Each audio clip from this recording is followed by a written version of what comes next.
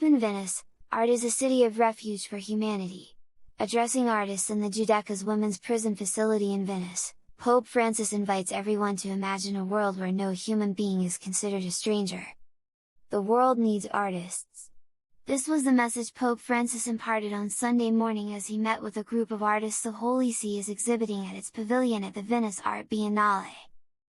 Addressing the group in the Church of La Maddalena in the Giudecca's women's prison facility, the Pope praised artists as true visionaries who can see beyond the boundaries of our world. "I thank you for what you are and what you do. No human being is a stranger.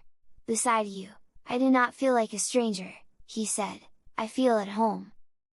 The Pope noted that this feeling applies to every human being, because art has the status of a city of refuge, a city that disobeys the rule of violence and discrimination in order to create forms of human belonging capable of recognizing, including, protecting, and embracing everyone, starting from the least of society. Recalling that the Old Testament established the cities of refuge to offer offenders asylum and protection from revenge until their case went to trial, Pope Francis invited artists to imagine cities that do not yet exist on the maps where no human being is considered a stranger. It would be important if the various artistic practices could establish themselves everywhere as a sort of network of cities of refuge, cooperating to rid the world of the senseless and empty contrasts that seek to gain ground in racism, xenophobia, inequality, ecological imbalance and in the fear of the poor. Behind these contrasts, Pope Francis observed, there is always the refusal of the other. There is a selfishness that makes us function as solitary islands rather than collaborative archipelagos. Art educates to contemplation.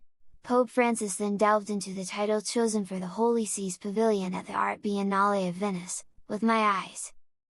We all need to be gazed at and to dare to gaze at ourselves, he said, and Jesus teaches us to do so. He gazes at everyone with the intensity of a love that does not judge, but knows how to be close and to encourage. Art, the Pope observed, educates us to this perspective. It is not possessive nor objectifying, but neither indifferent nor superficial. It educates us to a contemplative gaze. Artists are part of the world but are called to go beyond it. Valuing the uniqueness of femininity, bringing his address to a close, Pope Francis expressed his hope that contemporary art may also help us value the contribution of women to humanity. There are joys and sufferings that unite in femininity in a unique form, and which we must listen to because they have something important to teach us, he said, citing, amongst others, famous female artists such as Frida Kahlo, Sister Mary Corrie de Kent, and Louise Bourgeois.